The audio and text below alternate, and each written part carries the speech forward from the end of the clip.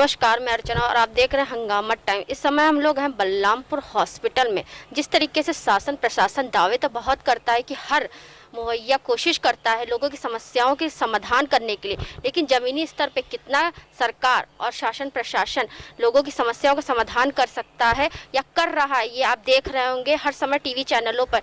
इस समय हम लोग हैं बलरामपुर हॉस्पिटल पे, जहाँ पे राष्ट्रीय मानव अधिकार सुरक्षा परिषद ने अपनी मुहिम को आगे बढ़ाया है। ये एम्बुलेंस जो आप स्क्रीन पे देख रहे हैं, ये बलरामपुर में आज से लगाई जा रही है। ये निःशुल्क सेवा करी जा रही है, जिसमें लोग अपने मरीजों को लेकर जाएंगे और सुरक्षा के साथ लेकर के जाएंगे। साथ में अगर किसी परिवारजन की किसी भी सदस्य की मृत्यु हो जाती है तो ये भी एम्बुलेंस उस काम में आएगी। तो हम यहाँ के जो राष्ट्रीय अध्यक्ष हैं मानव अधिकार सुरक्षा परिषद के सुबोध कुमार श्रीवास्तव, तो उनसे बात करेंगे कि इस कार्य को वो कितना आगे और कितनी तेजी के साथ बढ़ाने में लगे हुए हैं। तो अब हमारे बीच में जुड़ रहे हैं राष्ट्रीय मानव अधिकार सुरक्षा परिषद के राष्ट्रीय अध्यक्ष सुबोध कुमार श्रीवास्तव। तो किस तरीके से उनका संगठन ये कार्य को आगे बढ़ा रहा है, जिस तरीके से मैंने आपको बताया कि आज से बलरामपुर हॉस्पिटल में निःशुल्क एम्बुलेंस सेवा प्रोवाइड करवा रहे हैं। तो बहुत बहुत स्वागत है आपका सर हमारे चैनल में। बहुत बहुत धन्यवाद अर्चना जी आपका। देखिए, हम लोग कई दिनों से देख रहे थे कि लोगों को अपने क्या नाम शव लाने ले जाने में दिक्कतें हो रही थी। देखा गया, अखबारों में पढ़ा, न्यूज़ चैनल्स पे देखा कि जो प्राइवेट एम्बुलेंस वाले हैं वो हज़ारों रुपए मांग रहे हैं। मतलब बलरामपुर हॉस्पिटल से भैंसाकुंड तक का लोग 5-5, 8-8 हज़ार रुपये मांग रहे हैं। तो मानवता लोगों ने बिल्कुल ख़त्म कर दी अपनी। इसी चीज़ को देखते हुए हम लोगों ने इस बात की शुरुआत करी कि कैसे करके मरीजों को और जिनके परिवार के लोगों की मृत्यु हो जा रही है उनकी डेड बॉडीज़ को हम लोग किस तरह से निःशुल्क सहायता उपलब्ध कराकर उनके गंतव्य तक हम लोग पहुँचाएँ। तो हमने इसके लिए सबसे पहले शुरुआत करी कि एक गाड़ी ली और उस गाड़ी को हम लोगों ने बतौर एम्बुलेंस राम मनोहर लोहिया अस्पताल से चलाना शुरू किया। फिर धीमे धीमे देखा कि इसकी मांग ज़्यादा बढ़ रही है, तो हमारा अपना निजी वाहन है, मेरे पास महिंद्रा XUV कार है, उसको भी मैंने एम्बुलेंस पर लगा दिया। लेकिन अब देखने में आ रहा है कि डेड बॉडीज़ को लाने ले जाने में बहुत दिक्कतें हो रही हैं।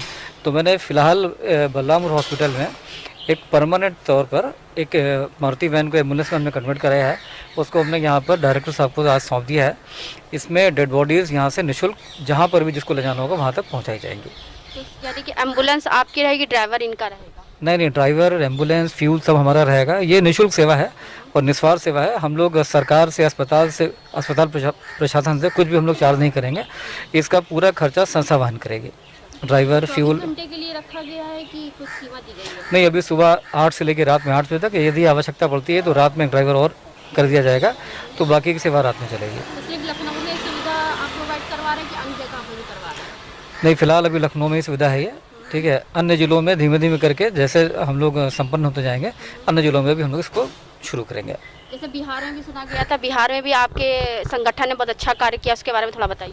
देखिए, हम लोग करीब 26-27 राज्यों में हैं उपस्थित और 26-27 राज्यों में हमारे पदाधिकारी, हमारे सदस्य हैं और सब के सब हमारे जो मेंबर्स हैं पूरी तल्लीनता से, पूरी गंभीरता के साथ में लोगों को अपनी सेवाएं दे रहा है।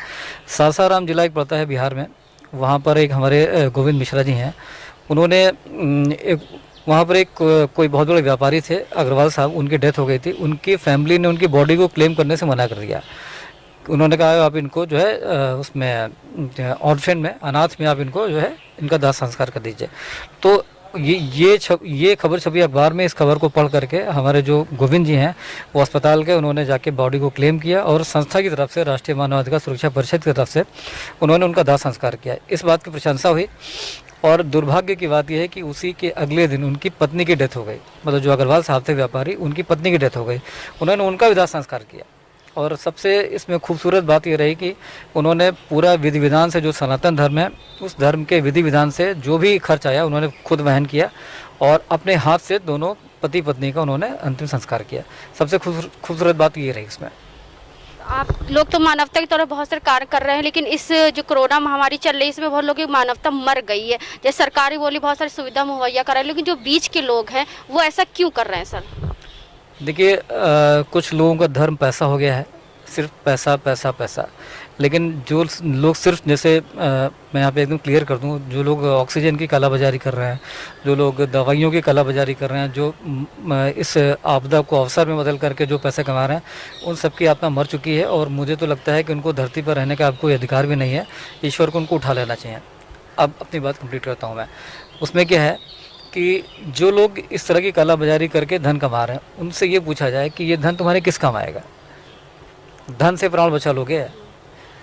व्यक्ति का सम्मान है तो उसके प्राण है, धन से प्राण नहीं है, सम्मान से प्राण है।